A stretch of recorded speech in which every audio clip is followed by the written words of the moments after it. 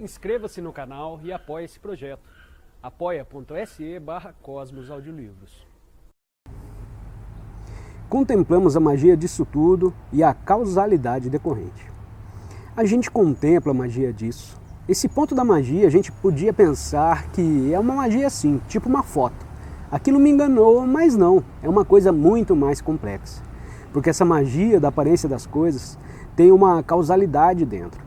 Então eu tenho essa magia, aí eu mexo uma coisa e aquilo muda. Aí eu mexo em outra e aquilo muda para cá, muda para lá. Então tem um controle indireto daquilo. Tem uma intersubjetividade. Ou seja, diferentes pessoas olhando aquilo, elas entendem também. Tem valor econômico dentro da intersubjetividade. Tem uma coisa super complexa e é o próprio Sansara. Mas aí nós olhamos todo esse processo, a gente contempla a magia disso, a gente parado olhando isso, esse é o item 7. Sem nenhum tipo de crítica, olho a magia de como tudo opera. Mesmo que seja construído, funciona. Contemplamos também a causalidade que opera dentro da magia. Trabalhamos a magia, voltamos para o 2B, a partir disso tudo surge a forma. Mente, energia, paisagem, identidade, surge girando como se fosse real. Estamos olhando a causalidade decorrente, vemos como as coisas brotam, o outro aparece de um certo jeito e a nossa ação tem uma causalidade natural, que pode ser um problema ou não, mas pode ser um problema. Assim vem o item 7. Contemplamos a magia disso tudo e a causalidade decorrente. É como se a gente estivesse agora no quarto selo. O primeiro é cele, aparência e vacuidade. O segundo, cele, vacuidade e aparência. O terceiro é cele, a inseparatividade da vacuidade e aparência. O quarto, cele, a inseparatividade com a grande bem-aventurança. Então aqui o 7º ponto do Prajnaparamita corresponde ao quarto selo. Contemplamos a magia disso tudo. É um processo mágico. Ele está operando, mas é mágico. É a causalidade decorrente. Então eu coloquei essa causalidade decorrente porque nós temos esse aspecto recorrente sempre, né? Que é, por exemplo, se tem uma causalidade, aquilo parece real. Parece real num sentido absoluto. Então a gente vê a magia e vê que a magia produz a causalidade. E, portanto, a causalidade não é senão algo decorrente da própria magia. Ela não é verdadeira. É como a causalidade do jogo do xadrez. O jogo de xadrez não é verdadeiro. É uma artificialidade que eu criei. Mas a causalidade decorrente aparece.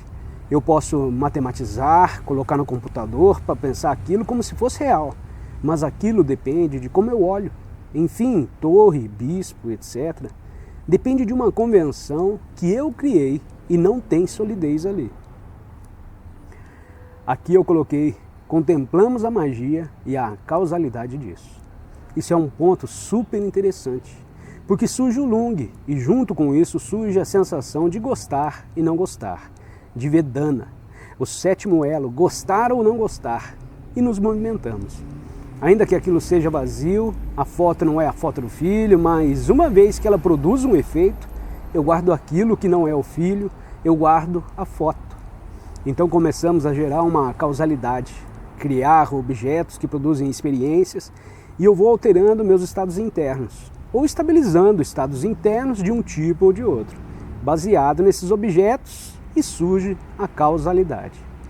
Só que quando surge a causalidade, tendemos a colocar no objeto aquilo que estamos vendo. Tendemos a nos confundir e isso é o Sansara. Pensamos que o objeto é inseparável do efeito que havemos. Então ficamos apegados ao objeto, porque estamos apegados ao efeito. E aí vem o Sansara e o Sansara segue. Mas existe a insatisfatoriedade. De tanto olhar para aquilo, de tanto olhar daquele modo, de repente não tem mais efeito. Surge a insatisfatoriedade. Aquilo não tem mais poder, não produz mais o efeito ou vai perdendo o poder. Assim, na relação entre as pessoas, surge namorado e namorado. E se a pessoa não cultivar o processo mágico do surgimento daquela luminosidade, passa um tempo e acaba. Se a pessoa usar sempre o mesmo atalho, aí passa um tempo e ninguém mais vê. Isso é interessante. Vocês tocam sobre alguma coisa, se ficarem mais que um tanto tocando, você não sente mais. Perdemos o tato. O tato, ele está ligado a um movimento. Uma coisa parada vai perdendo o senso de tato. Aqui também. Produzimos alguma coisa, mas se aquilo parar, vem o desaparecimento da experiência e ele vai se estabelecendo. Por exemplo, nas relações é necessário sempre refazer a relação, melhorar a relação, estabelecer outras características e fazer sempre uma renovação do processo. Então, dependendo disso, a relação anda mais ou menos. Agora, se as relações entram num processo em que elas estão dominadas pelo cotidiano, ou seja, a pessoa levanta a uma certa hora, vai para um certo lugar, as relações começam a ficar instrumentais. Mesmo que a pessoa abraçar o outro, se alegrar que o outro está ali, a pessoa não sente mais isso e ela pergunta: você trouxe a pomada que eu pedi? E você já retirou o lixo do banheiro? Não, de novo! Aquilo fica uma relação instrumental e vira um problema. Não sei se alguém já percebeu isso. Se não tomarmos um certo cuidado, as relações começam a ficar instrumentais, a pessoa nem diz o nome do outro, nem diz bom dia e nem pensa: e você, o que você vai fazer? Se alguém reclama: meu bem, você nem me olhou hoje? O outro responde: também, você nem me perguntou os problemas que eu estou passando? Aquilo começa a ficar problemático. Esses processos todos dependem de uma causalidade. Eu ouvi isso também no Feng Shui. A pessoa tem uma casa, a casa também começa a ficar instrumental e ela começa a perder a energia vinda da magia. Tem que reencantar a casa. Eu tinha uma amiga lá em Salvador que cada vez que eu chegava na casa dela, a casa estava diferente. Os móveis iam passeando por dentro da casa. Nós temos também a capacidade de pôr flores, botar quadros, trocar uma coisa por outra. Aquilo não precisa nem investimento. A pessoa troca. E quando troca, a energia muda. Mas como a energia muda? Isso parece papo estranho, não é? A energia muda. Por exemplo, se a pessoa adoece, é importante mudar os móveis de lugar, varrer por trás, tirar os fantasmas que tem por ali. Não é que existam fantasmas. Fantasmas é vacuidade, eles não existem. Pero que los hay, los hay. O que significa isso? Aquilo começa a ficar dando sempre a mesma mensagem. Como temos karmas, estruturas de karmas, quando olhamos para as coisas na emergência, com o nosso karma, as coisas começam a ganhar a feição do karma.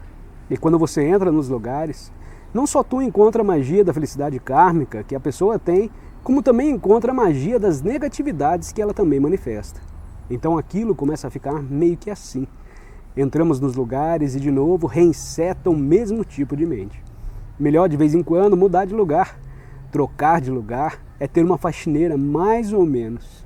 As faxineiras entram e já mudam tudo de lugar. Tu não acha mais nada e a casa fica interessante.